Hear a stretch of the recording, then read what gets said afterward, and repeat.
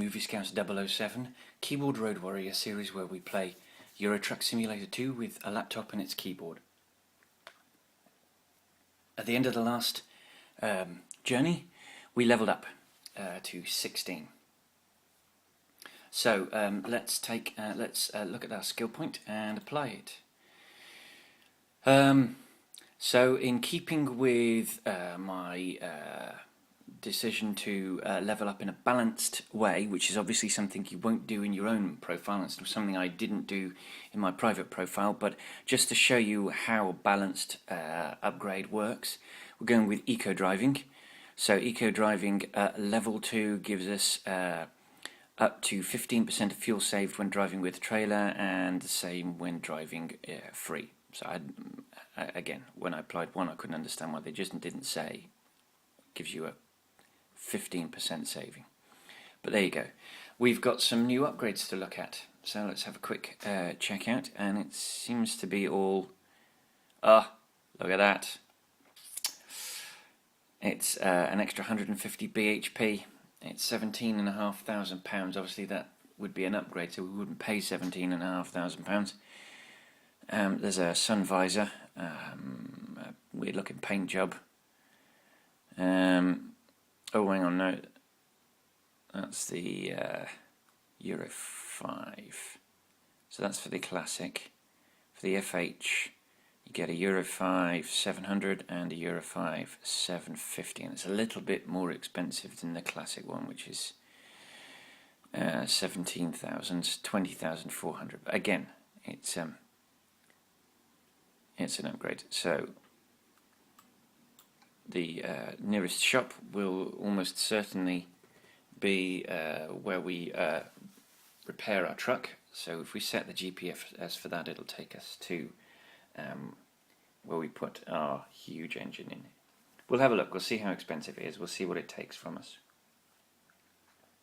Obviously the engine does have an impact. So let's fire up. Oh, we're a bit quiet. Apologies. We got the... Yes, we do. So let's... Oh, parking brakes on. I'm gonna take that left road because we haven't driven on that. Oh. And we are in the middle of the road, which is incredibly bad form. We've just been undertaken by another lorry. So we're going to be stuck. Here we go.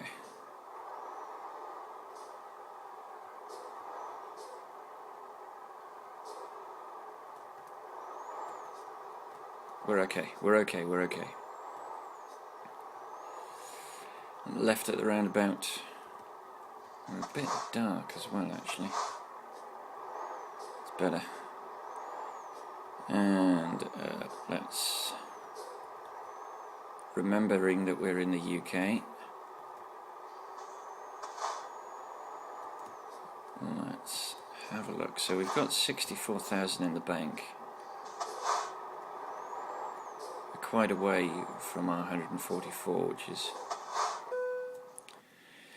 So first of all, let's look at how much it's going to cost us to repair the truck. £236. It's not bad. £236. So let's look at that upgrade. Oops.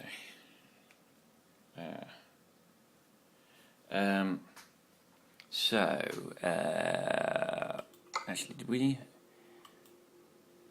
Yeah, no, that would be far too expensive. But the upgrade to the engine, £9,245 to go from 600 bhp to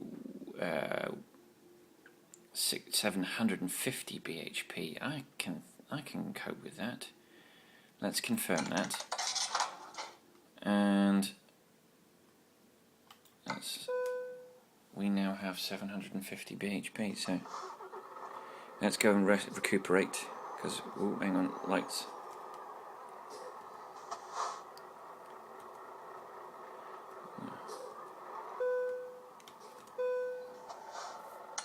So let's get some rest.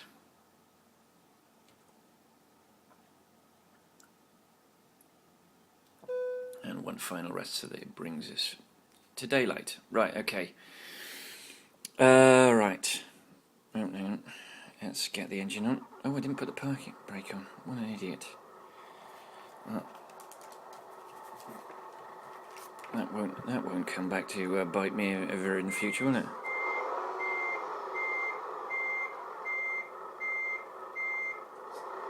Oh. Right, so let's find a job. And again, I didn't put the parking brake on. So, job market. Freight market. Let's see what we have on offer. It's taking a while. Where are we? Cambridge. So, where's Karlstad? Karlstad. Have we been to? No, we haven't been to Karlstad.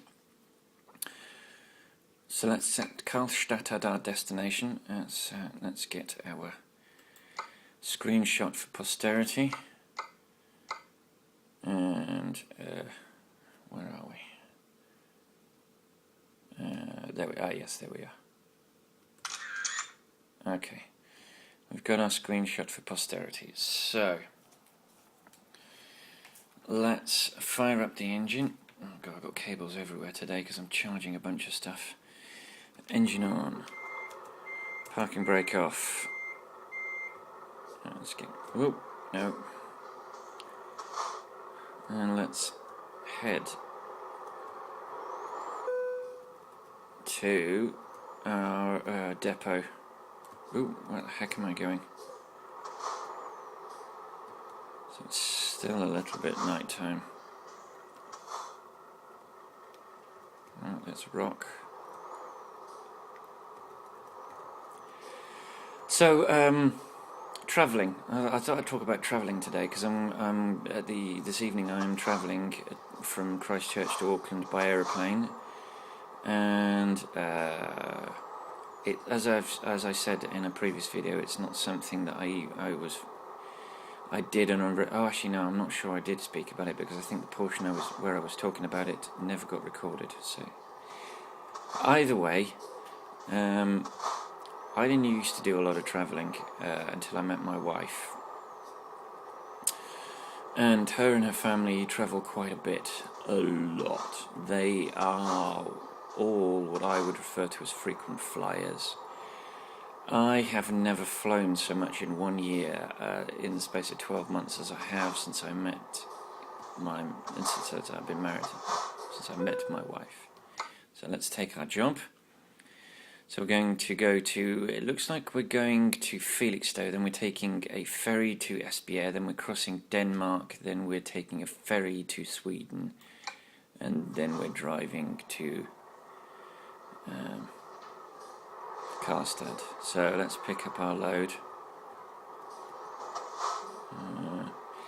So yes, so how it goes.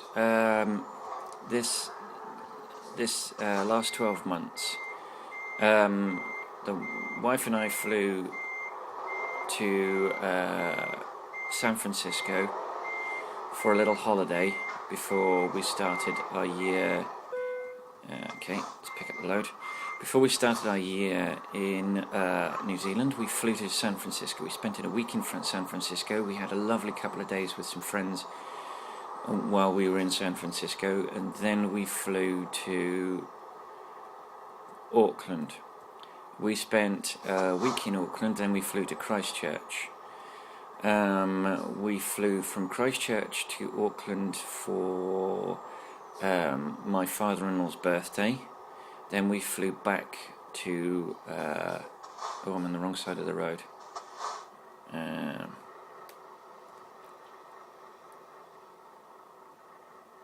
hopefully no one wants to go on this side, go in this way. And right, let's go. So we flew back from Auckland after the birthday celebrations. Then so that was in April, I think, or June. Then we flew to Auckland for another reason that I can't remember.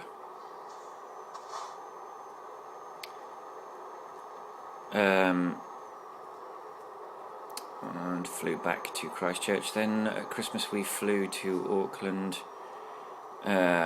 for the Christmas celebrations, and then flew back in time for New Year. And now we are flying to Auckland to spend a week's, well, more than a week and a half's holiday. No, it's a week. It's 2 weekends in a week.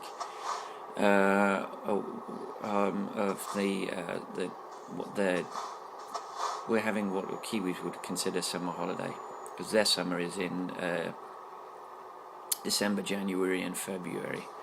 So in New Zealand everyone goes on holiday over that period.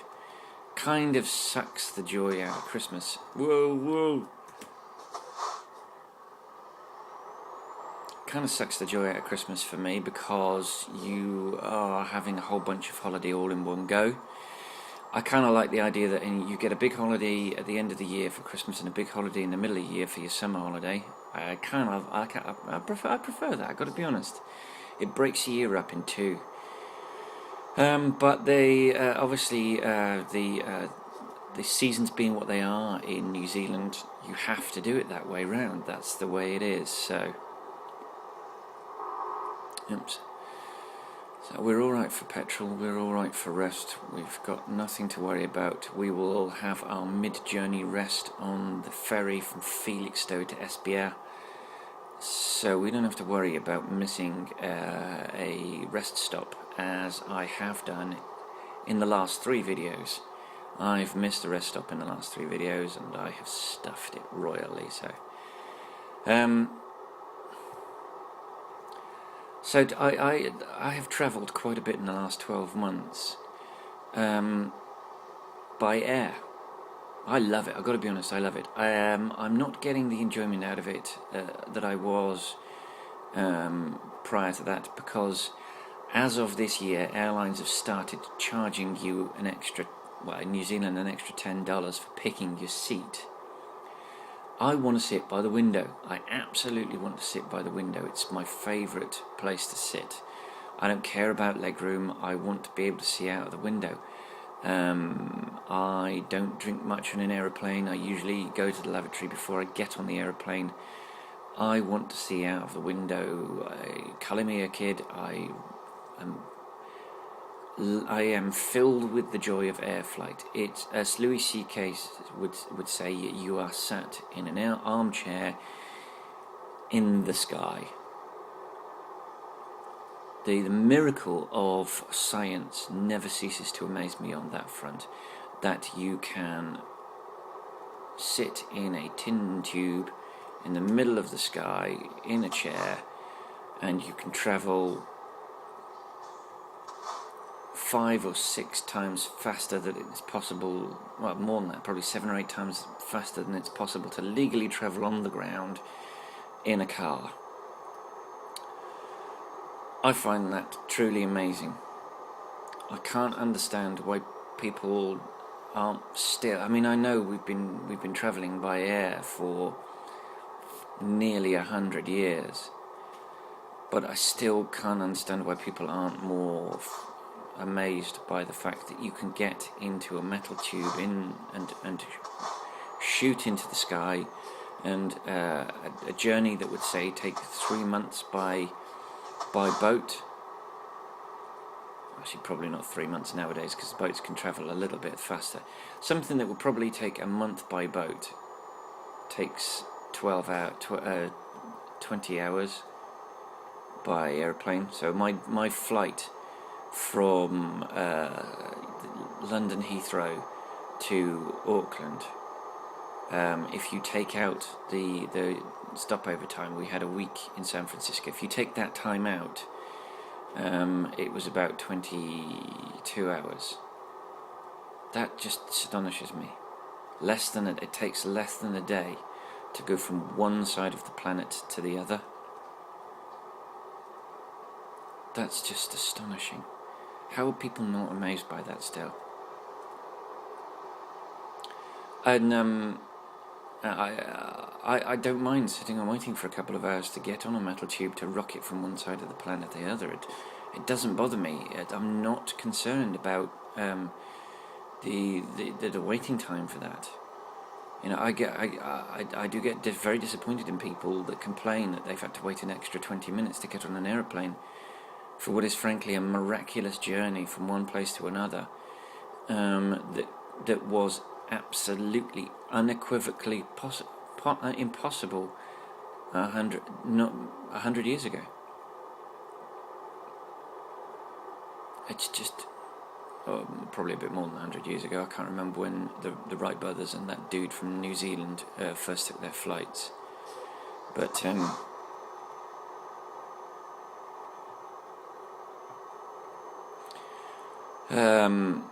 yeah, it astonishes me that people don't think that's a miracle. But yes, no, I have travelled a lot. I've travelled probably more in the last 9 years that I've known my wife than I had in the 35 before.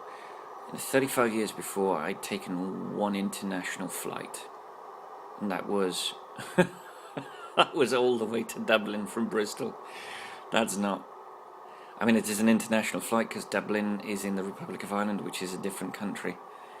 So it counts, but you know, I had been to foreign countries before. I'd been to France for Euro Disney. We went on a coach on the and we sat in the freight part of the Eurostar and the Eurotunnel. I'd been to Italy twice to ski, but again we did that by coach, and we travelled in the freight part of the Eurostar, in the Eurotunnel. So my first international flight was with an ex-girlfriend from Bristol to Dublin. I'd poodled around the United Kingdom in mine, but yes, and that was I was 30 when I went to Dublin. I'm 44 now. Between the age of 30 and I think the first international flight was Naples. Is it Naples? Yes. Yes, thank you for waiting for me. I can tell the difference with this 750. The 750 is taking slightly less time to pull away from dead stop than the 600 was. It was totally worth the £19,000. And as you can see, it didn't hurt me.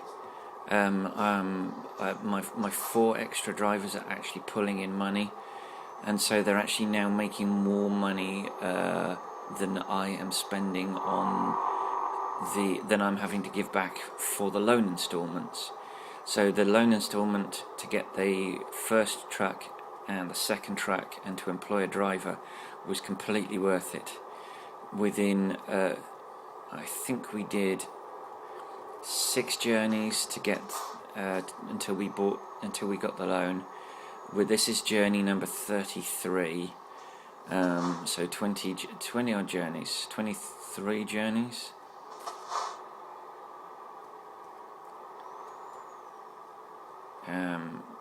And we're probably a third of the way through repaying. We've got 5 lorries in our fleet. Oh, it's best to slow down. I have been bitten by these speed cameras before as well, you know. So we're at Felixstowe now, so we're about to take our ferry ride. We are not very far actually into our journey, but a big chunk of this journey, probably 12 to 14 hours, is going to be swallowed up by the ferry ride. So I think more than half the ferry ride, more than half the journey's ferry ride. But we'll be back on mainland Europe, and we'll be back driving on the side of the road that's appropriate for the vehicle that we've bought.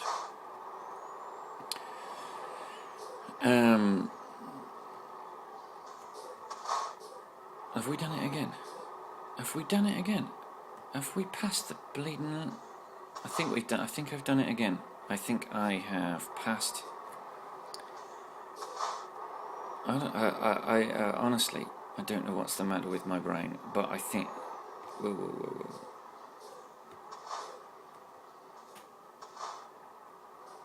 Please don't anyone. Yes, there it is. There's the entrance. Is that the... No, that's not the entrance. There's the entrance.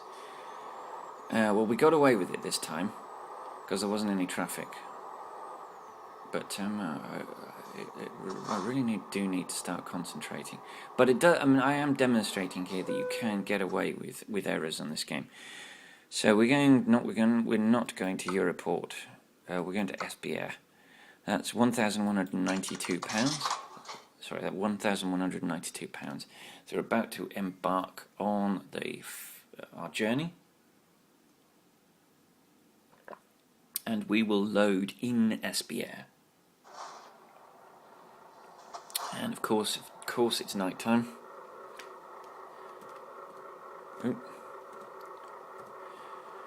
So let's head across Denmark to our next ferry journey. And I must remember that once we're through these gates, we're travelling.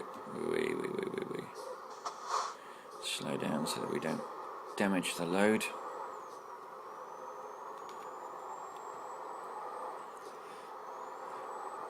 So we've got 45 hours to do this. We've got 10 hours left before we've got to rest, and 13 hours left of journey time. So, yeah, we went from third, yeah. So there is a couple of vehicles coming. It's really dark. That's really dark. I don't need to look that way because I am joining this side of the road. So we're good to go after this. And we're joining a traffic jam, it would seem.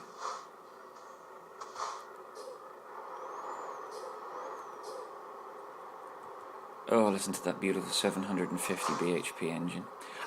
I gotta be honest, I don't think they've got they have put in different noise, different sounds for the different engine sizes. I would love it if they did, but I don't think they have. I might be completely wrong. If I am, if you could let me know in the comments below, that would be brilliant. If you've got, if you can show me that they haven't done that, that would be fantastic. Oh, do you know what I forgot to do? I forgot to put my parking brake on.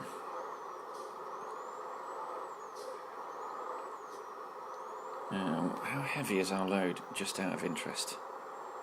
Just a mere 9 tons. I wonder why he's having so much trouble pulling away with a 750 bhp engine from that particular location, when he's only dragging 9 tons. Oh, I love the sound of that engine. And we are on our way. So one of the things that has struck me in the few occasions that I've travelled with work, well, the 2 occasions that I've travelled with work, has been that it's not a particularly touristy experience travelling for work. The cliche that you end up only seeing the inside of a hotel and the inside of an airport actually is bang on. You really, aside from the bus or shuttle or taxi drive to and from the airport to your hotel and to and from the place where you're working, you do not see where it is you are, so you don't get a sense of the place that you're in. The first international work-related travel experience I had was going to Turkey. So I flew from Heathrow to Istanbul to another place in Turkey called Antalya, which is on the south coast of Turkey, on the Mediterranean. And aside from the absolutely terrifying taxi ride from Antalya Airport to the hotel that the hotel and conference centre that we were at, I wouldn't until the end of the experience I wouldn't have known that I was in Turkey. I could have been in Coventry, I could have been in Amsterdam, I could have been in Copenhagen, I could have been anywhere, because it was a very bog standard conference centre. The only difference was the plugs, the plugs for the electricity supply for laptops and computer other devices. So yeah, I had a very terrifying taxi drive. The taxi driver seemed to view the white lines that demarcate the lanes. He viewed those not as a demarcation between lanes, but rather as the route that he was supposed to take. I'm sorry, wrong lane. I got a bit premature with where I was going, so I need to go over now because I've got. I was a bit premature on that one. This is where I'm going now. Yes, he viewed that very much as I do occasionally when I'm not concentrating, as this is the line that you must follow, and it must sit in the middle of your car. And he only deviated from that when he had to overtake people. And he drove like the back of the car was on fire, and the only way of putting it out was to drive as fast as his vehicle would take him, which was a little bit terrifying. And then I was in this conference centre until the end of the conference, and then at the end of the conference I had a day free to do nothing, and I spent half a day on the beach on the Mediterranean, which was fantastic, and I regret not spending more time on that beach. But that was a horrible experience. I didn't enjoy that conference whatsoever. Everything that could possibly have gone wrong at that conference went wrong at that conference with what I was doing. My part of it went horribly wrong. And I only got one more chance to do it. I did quite well at the second one.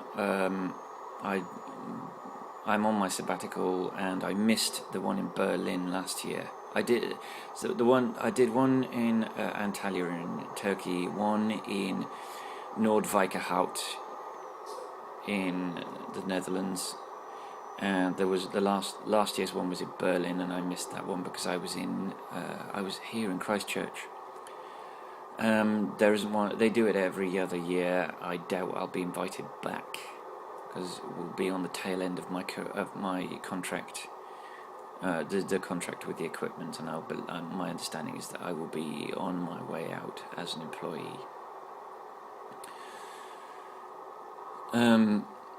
So there's that.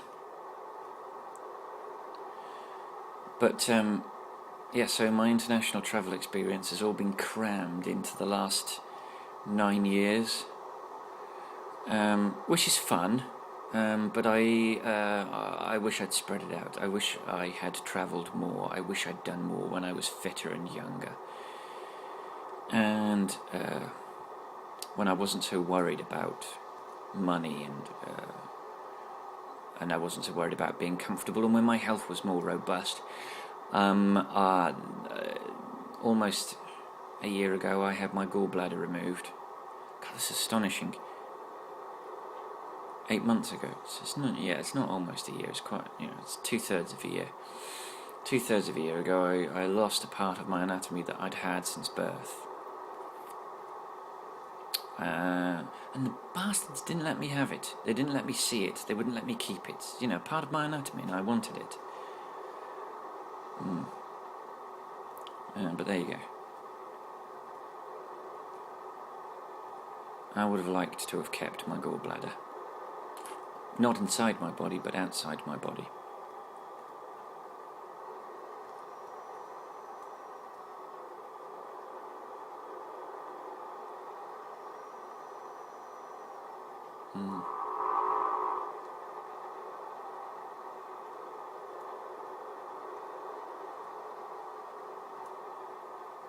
But it's sorry, I've been silent because I've been contemplating the fact that a part of my anatomy is no longer there. It has had a tremendous impact on my body. I've got to be honest. Not having having a part of you removed is a bit of a strange feeling. you're too busy worrying about recovering from it, to really truly contemplate it until after you're recovered. And then after you're recovered, you're contemplating the fact that a part of your anatomy is gone forever. That's a weird feeling. As part of my anatomy is gone, and it's no more. It's completely not there. That's a weird feeling. Right, we are slowed down. Okay, we'll follow Mr. Red Car, but we're not following anyone else because they're too damn slow. We are kind of busting the speed limit, which has been posted at 50, so let's put cruise control on. Cruise control at 45. I think we're actually going to have to slow down a little because the traffic in front of us isn't doing 45.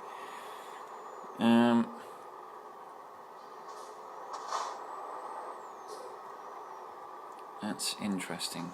So, when are we going to get past these roadworks? I love it that they've put roadworks in. They probably should have more roadworks in the UK. But the UK isn't part of the ProMods map. We are on the ProMods Scandinavia map now. So there's that. And I love it that they've put roadworks in. I think it's fantastic because it makes it feel more real. The roads aren't perfect. There are roadworks. It's the way it is. Now you watch, this red car has trundled along. Any minute now, he's gonna rocket forward. There we go. He waited until I was braking.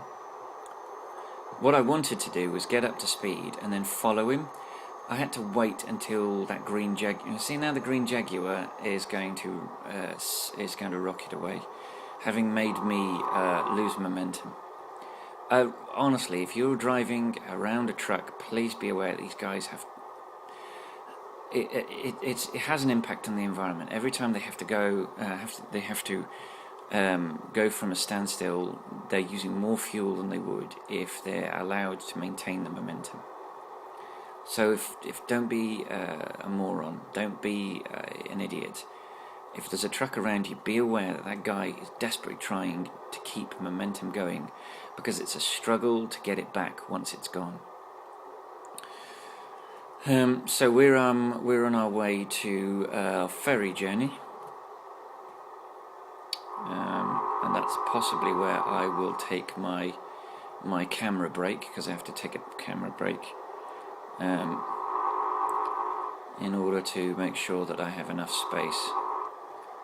Oh, we've got to leave. Oh, do you know what this is? This is a fault. I've succumbed to it again. This is a fault in the game that they can't get rid of. The GPS takes you off. If you're going past Aalborg, don't leave the motorway. You don't need to. It's something they can't get rid of. It's a bug they can't get rid of. It's been reported, so there's no need to report it again. They're aware of it. There's nothing they can do about it. They can't fix it. They can't figure out why the GPS is taking you off the motorway at Aalborg. But there you are. It is a known fault. It's a fault I had with my TomTom in the UK. There's on the M1 where we would go to my dad's, and the M1, there's a section of the M1 had roadworks, and TomTom helpfully takes you off around those roadworks. But we updated it after the roadworks were gone, and it just wouldn't get rid of this roadwork diversion. I nearly went the wrong way there. It wouldn't get rid of this roadwork diversion, even after TomTom had updated it. I think we did 2 or 3 updates afterwards. So yes.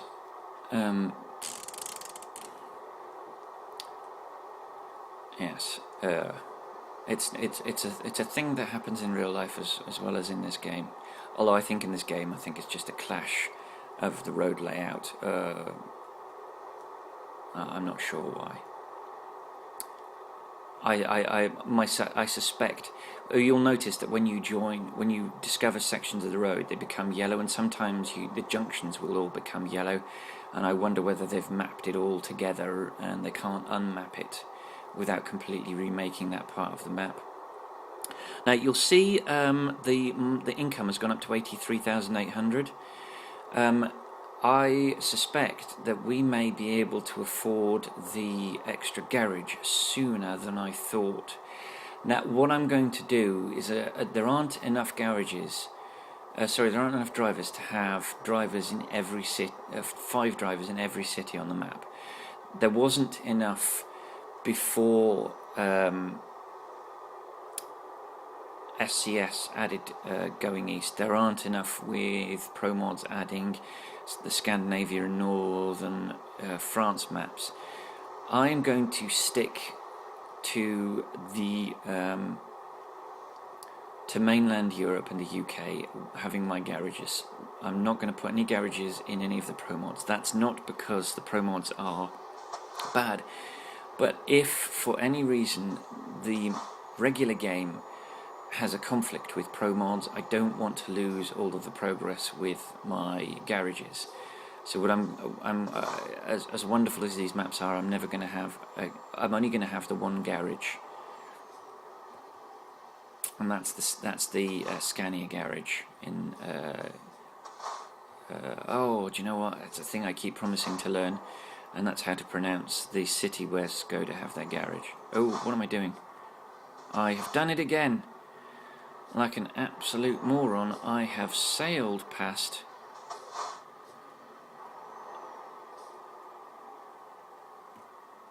I've sailed past the entrance to the port. Right, so we're about to get on a ferry. So I don't know how long this journey is. Might be actually that I could finish this entire journey on the one recording session. That would be amazing. So where do I go? Where do I go?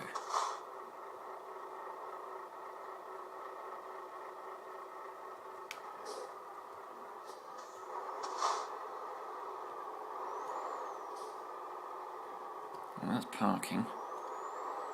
So I'm guessing. How the heck? I think I have to go through the car park. Fine. Let's go through the car park.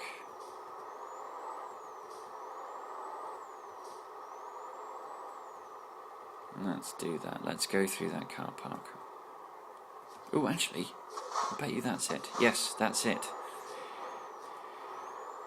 There's no label. There's no road sign saying ferry. That's a bit annoying. Right, remembering to slow down for the ferry entrance because, as I have already said, on a number of occasions when going over these ramps, I have damaged the truck and the load when it's bounced all over the place. And you'll see that it's quite a bump. That's quite an angle.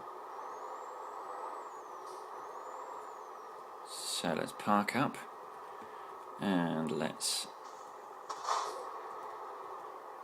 we're parked next to a bunch of Scanias. That's funny.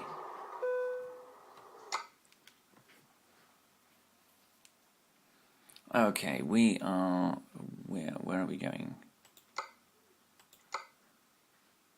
I don't know where we're going. We're going to Sweden.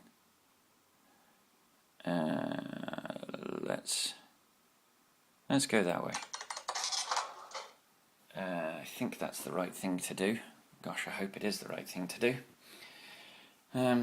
Yes, I wish they would include a little dot to show you where your destination was, because I do forget. Right then. We don't need the high beams because it's daylight. Where's the exit to this place? Over there.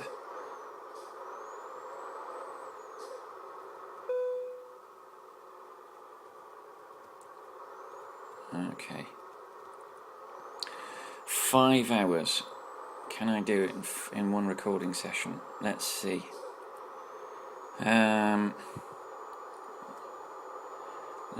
Let's see. Where are we going? Let's have a look at the map.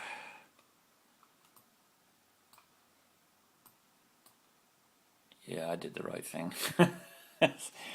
I did the right thing. That is embarrassing. Oh, wrong way of fence. £80. Well, that was silly. So we're up to £83,000. So we had, I think we had a 5 hour. Whoa. We had a 4-hour ferry ride, which has taken us to Sweden. That's given us a little bit of cash. Just for the heck of it, let's put the indicators on. And we are in Sweden. And sorry about that. That was possibly a tiny bit racist. I do apologise. And we're about to discover. We're about to discover a city.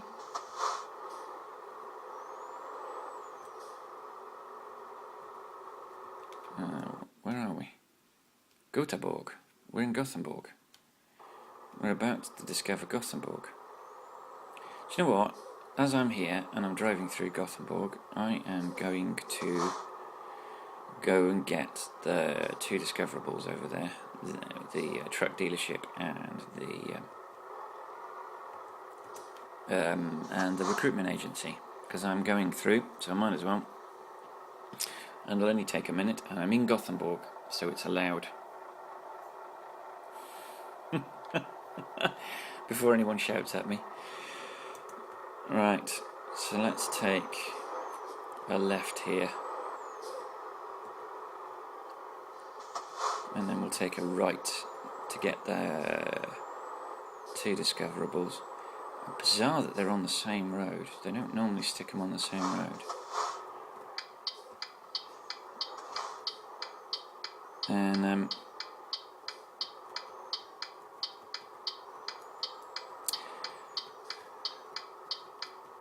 so there we have a recruitment agency, and is that a Mercedes garage? It's a Mercedes dealership. Yeah, it's a Mercedes dealership. So let's get back on track. Oh, that's going to annoy me. It does happen every now and again, it won't go off. Oh, actually, let's get on this side, seeing as we're turning left. Oh, no, don't go through the red light, you fool! And then we have a green. We are go.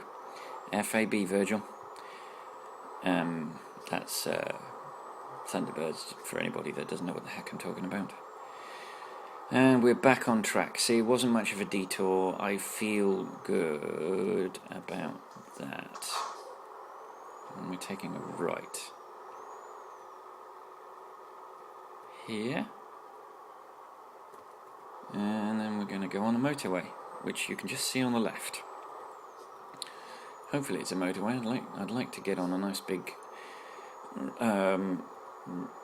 double or triple lane road and give this girl her legs, because she's got a new engine, and oh no, I've gone the wrong way. I've gone the wrong way. Oh, you're kidding me. What an idiot. I've gone the wrong way. I'm heading to Malmo. Let's check the map. This is, oh gosh, this is in the opposite direction of where I want to go. Oh, for crying out loud.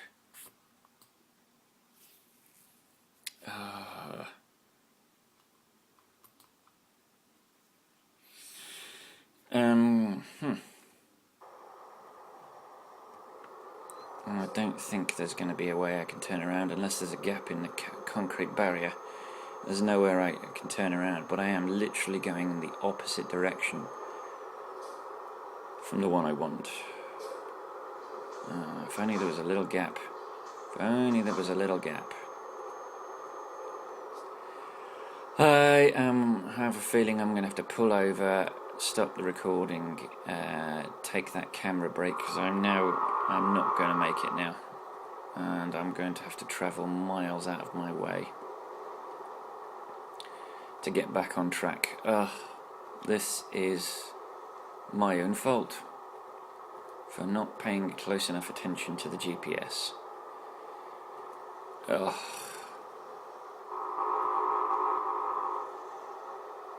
This is ridiculous. Alright, what do we have here? We have a rest stop. Does that rest stop include a way for me to turn around? I doubt it. I've noticed the game, it doesn't seem like I'm travelling very fast. The vehicle's doing nearly 90k. But it doesn't feel like it. It feels like I'm crawling along. Especially feels like I'm crawling along when I'm going in the wrong flipping direction.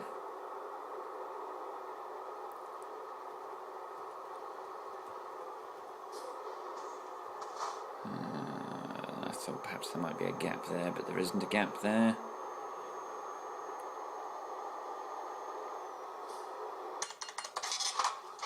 And the loan installment's gone out, dragging us back to 78,000. Alright, I am going to pull over.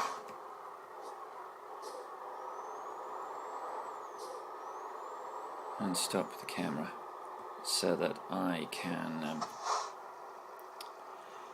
I'm going to pull over and stop the camera so that I can take a camera break, download the footage so that we don't lose anything.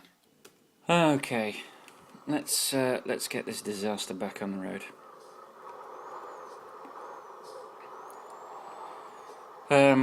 So if we check the map, I can't turn around. What I'm going to have to do is go is to leave the E4. Was it the E6? The E something or other, and try and get on that road, or use that road as... do you know, I don't even think I can use that road. I don't think I can even use that road. That's just... I might have to do something dramatic. I think I might have to do something very dramatic. Something highly illegal, which I wouldn't recommend you do.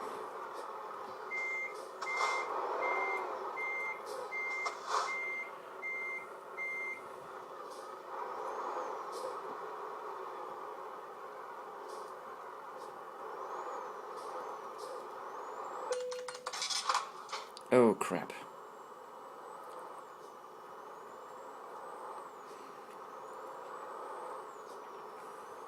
I'm going to use the hard shoulder. This would be an astonishingly criminal offence. This is the sort of thing that gets you on those videos, those video shows. But I can't be bothered driving all the way to a road that I might not be able to use. And since no one in this game uses a hard shoulder, avoid that road sign.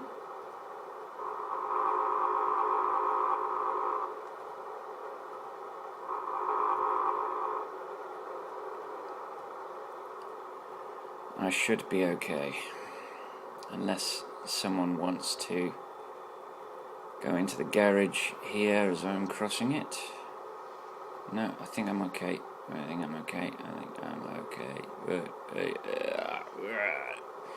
This is actually not as scary as I thought it would be, because we're no closer to traffic than we would be on a single carriageway. Whoa!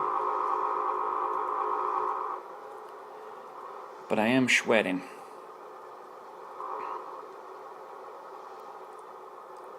And I just need a way across the flipping road.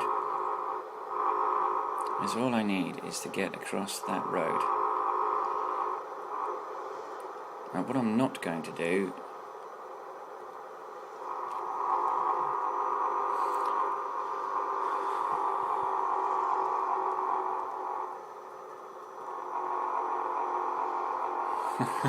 you can actually the rumble strips giving you a good indication of how slow I'm having to go. Right, this is the junction. This is the junction. This is where it could go all horribly wrong.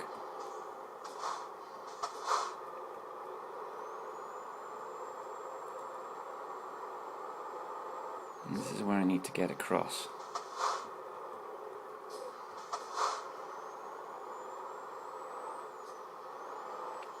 So I just need to get lucky and have no one wanting to go this way. Please, no one want to go this way just yet. Don't park up close to me, you idiot. And I think I just lost my... No, I'm okay.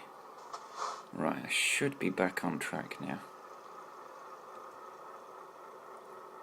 Oh no, I'm gonna kill this road sign.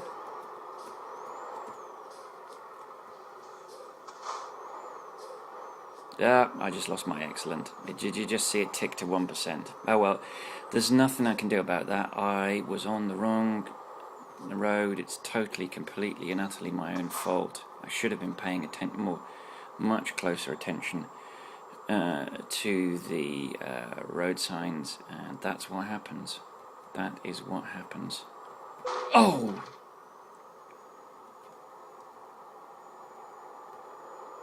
Okay. So this is what happens when you don't pay attention to your surroundings, is you end up doing damage to your truck. And that's what's happened to me.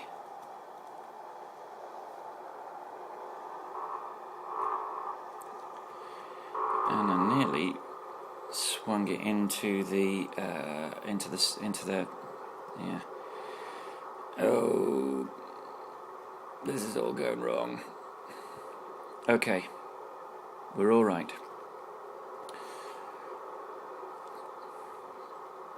So, Gothenburg, which we didn't discover apparently, because it's still not listed as having been discovered. So all that journey, and we still didn't discover Gothenburg. So I found. Oh no, there we go. We discovered it. All that journey, and we're all the way back at Gothenburg again. So that was a waste of a good 10 minutes of mine and your life. Oh gosh. Okay. But we are back on track.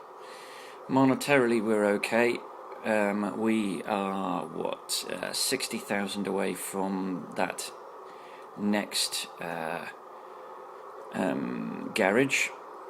When we pick our next route, we're going to pick one that that we haven't been to before, and B, that is in the vanilla and going east part of the map. As I said, if SCS ever do anything to this game, I don't want to lose all my progress. And it might be that they do something that stuffs up ProMods. And if I've got a garage in one of those places, I'm going to lose it. I am prepared to lose the Scania garage. I'm going to have a Scania garage. I'm prepared to lose that. That is fine. That's what has to happen. But that's the way it is.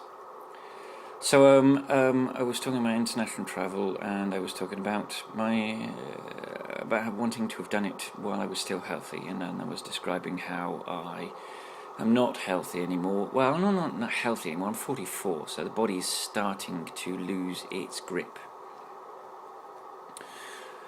That's fine. I'm kind of resigned to that. I don't run anywhere anymore. I've stopped playing football because that is horrendous for my knees and my feet. I'm sadly not fit anymore. I mean, I've had problems with my knees for quite a long time, so the football's been out for quite a while. And for American viewers, when I say football, I mean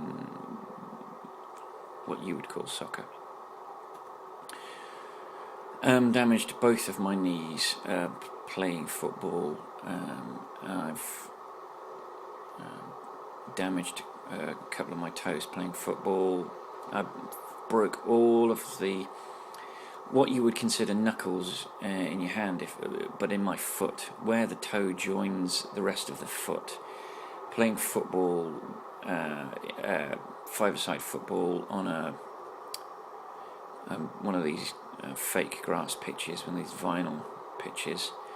I went the chap and I both went for the ball. He's a big chap. I got the ball, he got my foot, and he bent my toes. I connected with the ball, and then his foot connected with my foot after I'd kicked the ball, and he bent all of the toes on my feet back. Oh no, that's a wonderfully placed. That's a wonderfully placed road sign. That road sign needs to go because it totally obscures the road. Yes, he bent my toes so far back that he actually fractured all of the sockets that my toes sit into, and I had trouble walking for quite a long time, and my leg was purple to the knee up, where the fractured toes scratched and cut the fibrous muscles inside my foot, inside of my toes, and so the blood just poured all the way up my leg, and I had a purple leg for about 4 weeks, and then it went to be honest, it looked like it was rotten. You know, when you see zombie movies, you see that sort of yellowy green, yellowy blue look. I had the yellowy blue look. Thankfully it didn't go green. And no one was ever worried about having to remove my toes or anything dropping off. But that said, it was not a pleasant thing to look at for a long, long time. And I wasn't happy. I was not a happy bunny. And that was the first bone I'd ever broken, and I did 5 all in one go. That, I think, was in my mid-20s. So I'd made it to something like 24, 25 before I broke anything. And then I just went on a rampage. Broke a metatarsal, I broke a toe, I broke 2 toes, twice. I fractured my thumb skiing, where I was foolishly holding a ski pole the wrong way, and I got my thumbs trapped on the ski pole and they both bent so far back that they fractured, and they've never fully broken, so they've never fully repaired. And so every time I try to lift something heavy, I get these sharp pains in my thumbs, and when it's cold, where the fractures are is incredibly painful. It's not good. So that's good. So yes, I've not had much luck on that front.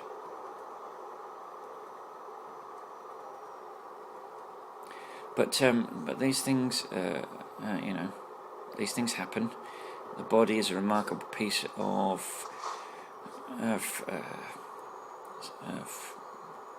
natural science, biology and chemistry and physics, and it repairs itself in such a spectacular and wonderful manner that it is almost a miracle in and of itself, until you realise that it's science, and then you realise that in fact science is a miracle, but not a spiritual one.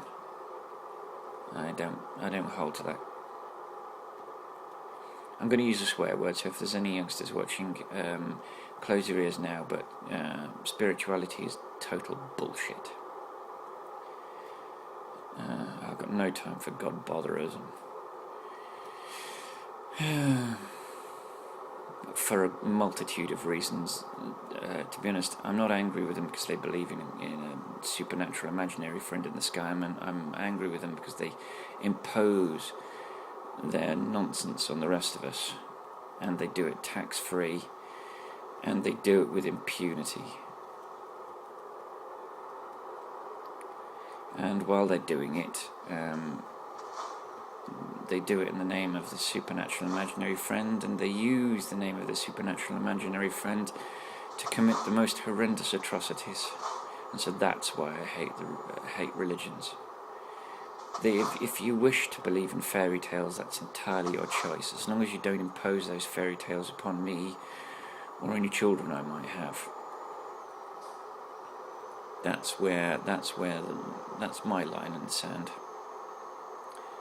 And also, I get bitterly angry when they talk about themselves being a charity. They might do charitable things, but I'm afraid when those charitable things come at a cost, and they come with a caveat. They want to be seen as the charitable organisation. The religions want to be seen as the public face of charity in the world, but the price that you pay for that is that you have to extend them all sorts of rights and privileges that they really have absolutely no right to, that they haven't earned the right to. Oh, just going to bust through. Oh, do you know why I think I got away with that? Because I was on the wrong side of the road. That was naughty. How are we doing for petrol? Speed. I got away with the red light, but I didn't get away with the speeding fine. Hubris strikes again. Karma's a bitch.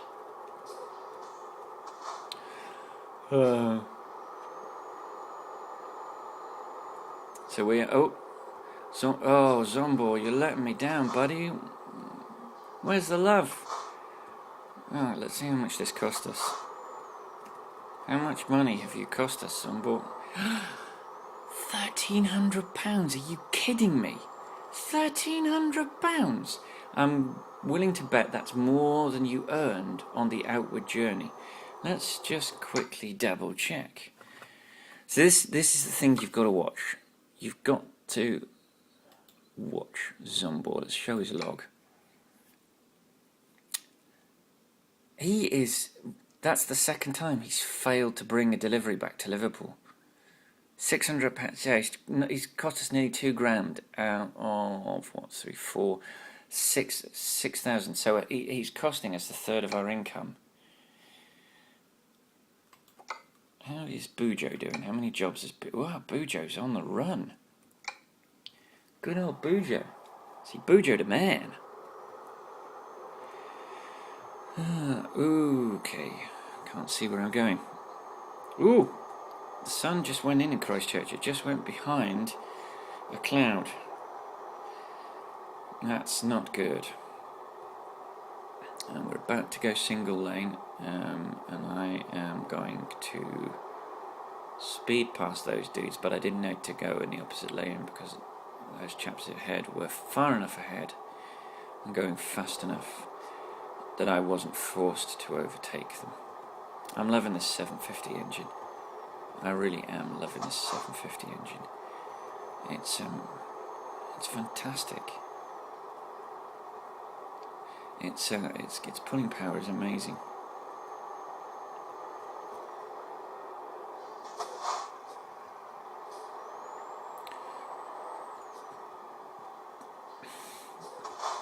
So we are quite close to our destination now. But at least you've seen the whole journey, unlike the journey to Cambridge, which was actually the last journey. and I'm afraid, I'm sorry to say, we lost most of that journey because when I downloaded the footage, I failed to delete the footage. I failed to turn the audible warnings on my phone, so it recorded 12 seconds of footage and then stopped, and I didn't notice. So we also missed the joining of the ferry because I underestimated how long I had left on the camera before it ran out of space. And what it does is it stops recording before you run out of space. And I hadn't noticed. I thought I was going to have enough time to get onto the ferry, and then while I was on the ferry, I looked down and noticed that in fact it had already stopped. And so unfortunately, for the second time, only the second time in 33 journeys, we've lost a significant portion of the journey. But I'm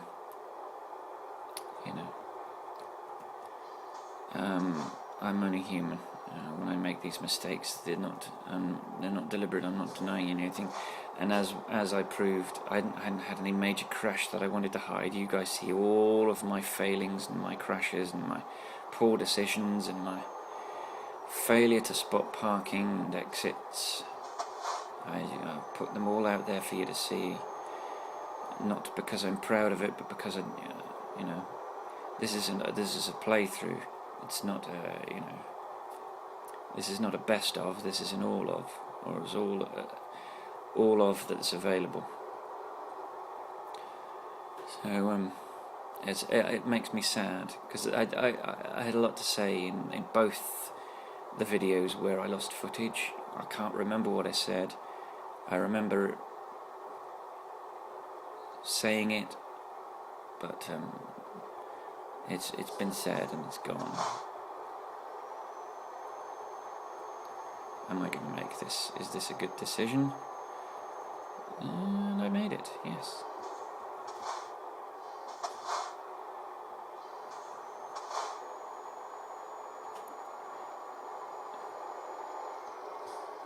This might not be a good decision.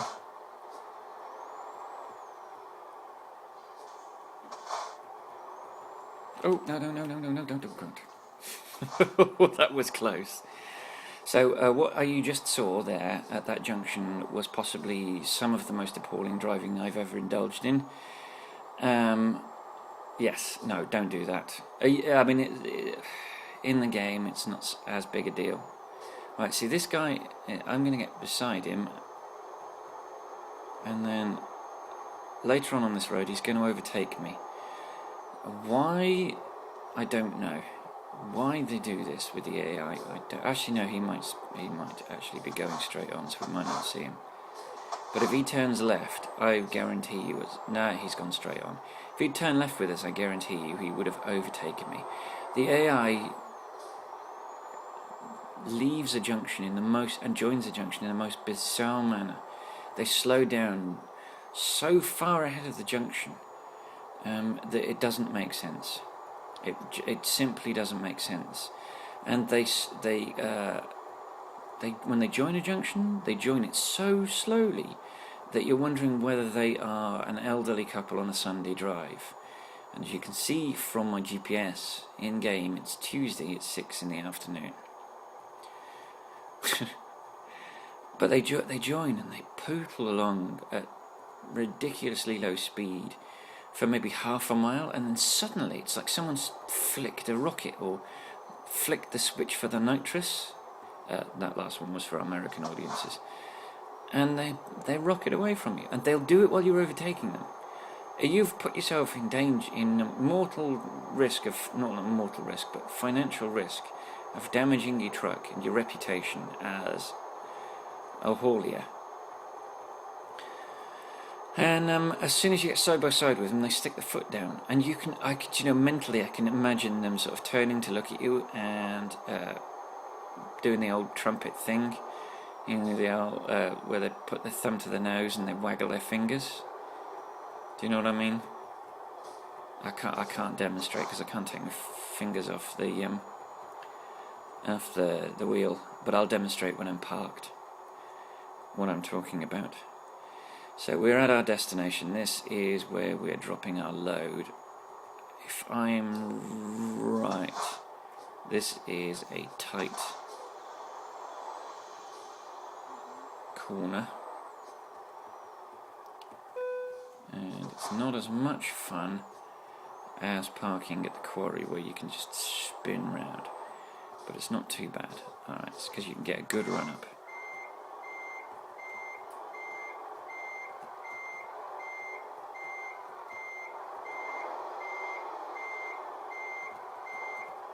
And it's going well. It's going well. I'm doing alright. I think I'm getting the hang of it. I'm gonna, of course, as soon as I get the wheel, I'm gonna be back to square one with my parking.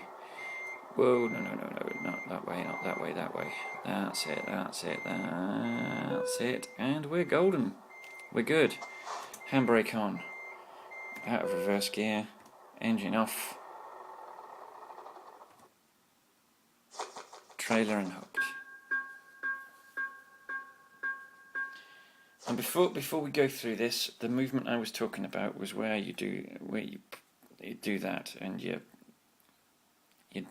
waggle your finger with your thumb. That's what I was talking about. So that's what I can imagine them doing when they're rocketing after I've tried to overtake them. So, because of our moronic mistake at the junction, where we were going the wrong way around the road, and then we had to I could probably have done that better. I could probably have gone further forward, and I would have ended up with an excellent. But you know, it's my own fault because we went the wrong way. So we got a good work. We travelled 974k. It took us 34 hours and 59 minutes of in-game time, during which we used 408.5 litres of fuel. We got a base reward of £16,033 and 974 XP. We got a proficiency bonus for level 16 of £3,847. We got a long distance delivery bonus for skill rank 2 of £1,410 and 243 XP.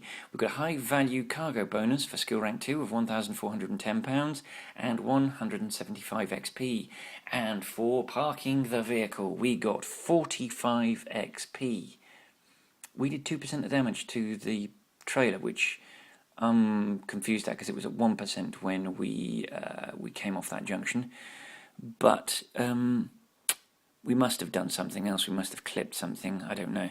Anyway, the 2% cost us £175, and it cost us 18 XP.